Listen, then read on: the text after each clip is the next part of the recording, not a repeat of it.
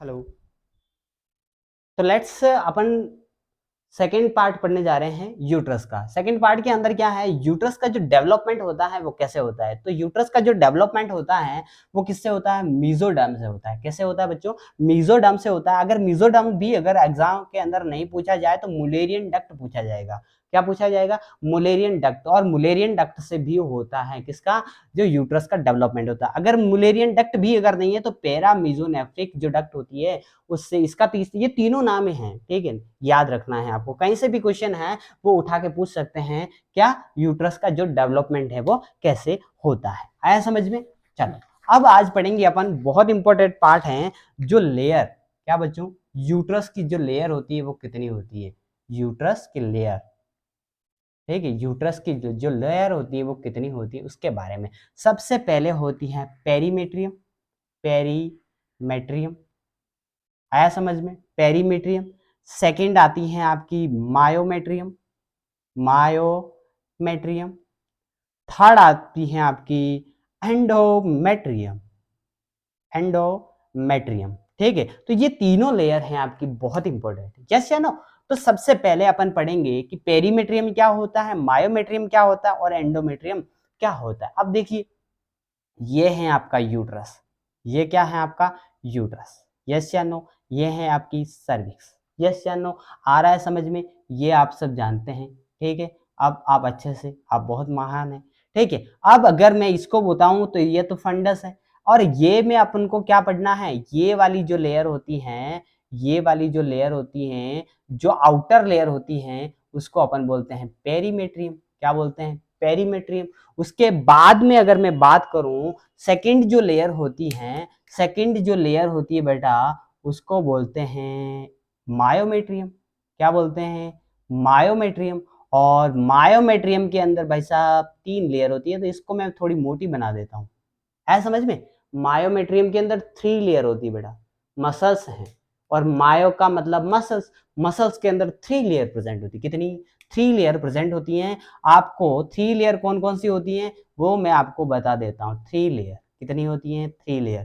Three layer के अंदर सबसे जो आउटर आउटर है, जो आउटर है, जो मिडल है, और जो क्या बोलते हैं इनर है। क्या बेटा, जो इनर है, क्या मिडल है, मिडल है, ठीक है, आउटर है, मिडल है, आउटर है, मिडल है, और इनर है। तो आउटर के अंदर आपको पाई जाती है लॉन्गिट्यूडनल, लॉन्गिट्यूडिनल, लॉन्गिट्यूडनल जो लेयर होती है, जो फाइबर्स होते हैं वो प्रेजेंट होते हैं। मिडल के अंदर जो आपकी मेस लाइक प्रेजेंट होती है, कैसी होती है, जो मेस लाइक होती है, मेस लाइक का मतलब ऐसी जाल, जाली नुमा होती है, ठीक है। और थर्ड आती है आपकी सर्कुलर, क्या होती है बेटा, सर्कुलर फाइबर्स हैं वो इसके अंदर प्रेजेंट, किसके अंदर, इस मायोमेट्रियम के अंदर। आया समझ में। तो अब लॉन्गिट्यूडनल कैसी होगी, ऐसी ऐसी होगी, लॉन्गिट्यूडनल ऐसी, सर्कुलर कैसी होगी, ऐसी ऐसी होगी, और मेस टाइप कैसी होगी, ये ऐसी ऐसी, है समझ में।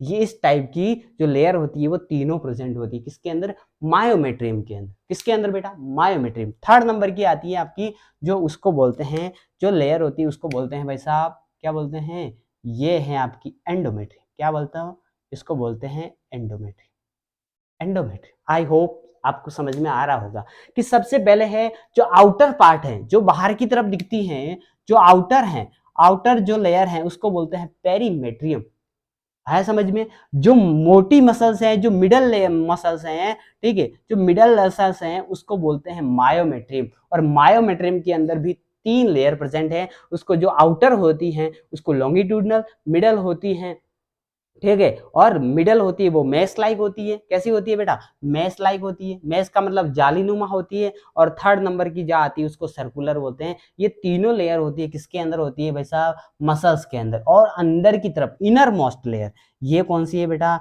इनर मोस्ट लेयर है। इनर मोस्ट लेयर को बोलते हैं अपन एंडोमेट्रियम बोलते हैं। क्या बोलते हैं अपन, एंडोमेट्रियम बोलते हैं। आया समझ में। तो अगर आपको यहां तक समझ में आ गया होगा, यहां तक आपको समझ में आ गया होगा, तो अगर पेरीमेट्रियम है, पेरीमेट्रियम आउटर में, किसकी, यूट्रस की, जो आउटर है, मिडल है, मिडल है उसको भाई साहब मोटी है, और मोटी मतलब जो थोड़ी ठीक है, तो अपन इसको क्या बोलेंगे, थिकेस्ट लेयर बोलेंगे, थिकेस्ट लेयर बोलेंगे अपन। क्या बोलेंगे बेटा, थिकेस्ट लेयर बोलते हैं। क्या बोलते हैं?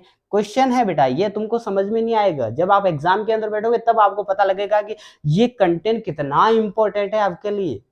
है समझ में? तो ये थिकेस्ट लेयर है। थिकेस्ट लेयर कौन सी लेयर होती है? मायोमेट्रियम। है समझ में? अब मायोमेट्रियम की विशेषता क्या है? ये यूट्रस के लिए बहुत मेन मसल्स है यूट्रस की। यूट्रस जब कॉन्ट्रेक्शन होता है उसके लिए बहुत हेल्पफुल करते हैं ये मसल्स। जब मसल्स के अंदर कॉन्ट्रेक्शन होगा तभी तो वो बच्चा डिसेंड होगा। यस या नो? कब? जब मदर होगी वो प्रेग्नेंट होगी। यस या नो?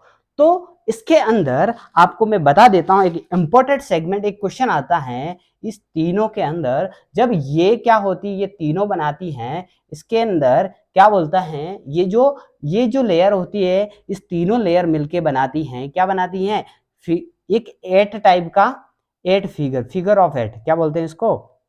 फिगर फिगर ऑफ, क्या बोलते हैं इसको? Figure of eight pattern. क्या बोलते हैं? Eight pattern. या फिर अपन इसको बोलते हैं living ligature, living ligature of action. क्या बोलते हैं? लिविंग लिगेचर ऑफ एक्शन बोलते हैं। क्या बोलते हैं? लिविंग लिगेचर ऑफ एक्शन होते हैं। ये 8 शेप की होती है। कैसे? ये 8 होता है वैसे शेप की होती है। कैसे? अब मैं आपको बता देता हूं इसकी विशेषता क्या है। ये क्वेश्चन है बेटा, क्या है ये क्वेश्चन है कि लिविंग लिगेचर ऑफ एक्शन कहां प्रेजेंट होता है? तो मायोमेट्रियम के अंदर प्रेजेंट होता है। कब? जब ये, अब ये इसका काम क्या है? ये प्रिवेंट करता है, किसको करता है बेटा? Prevention of PPH. यस या नो? पीपीएच के बारे में आप सब जानते हैं, सब जानते हैं कि पीपीएच क्या होता है।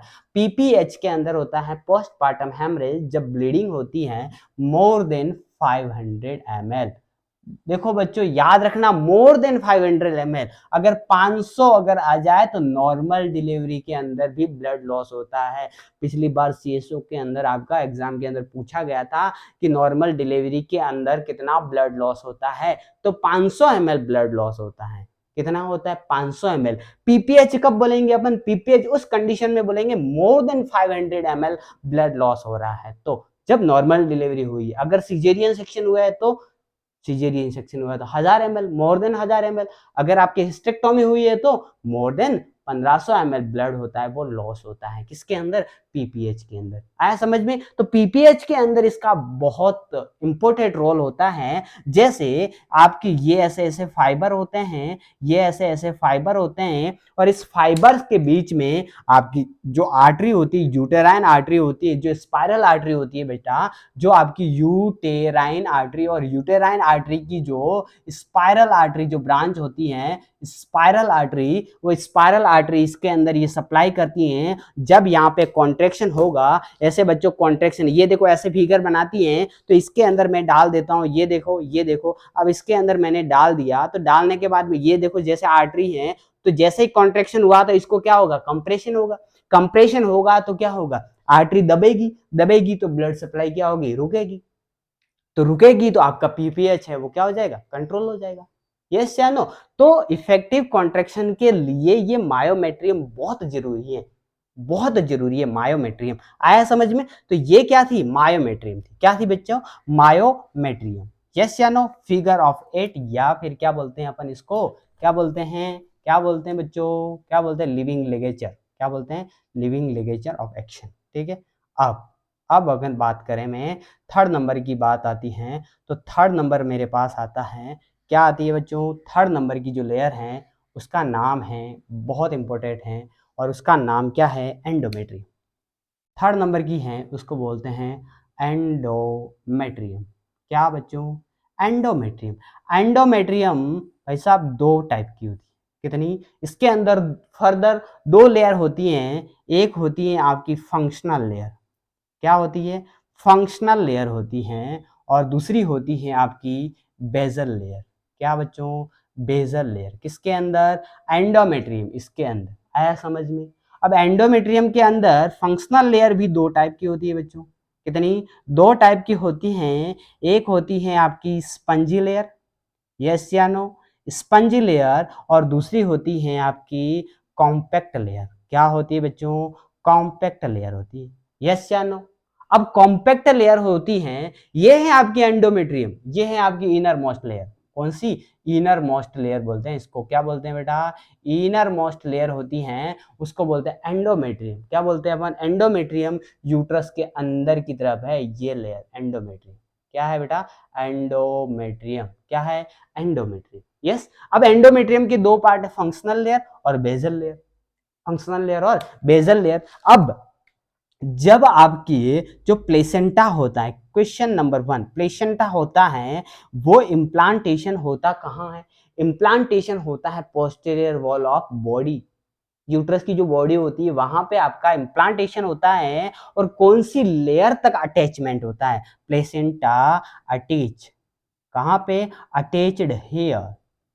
प्लेसेंटा होता है आपका, वो कहां तक अटैच होता है? स्पंजी लेयर तक बच्चों। कहां तक?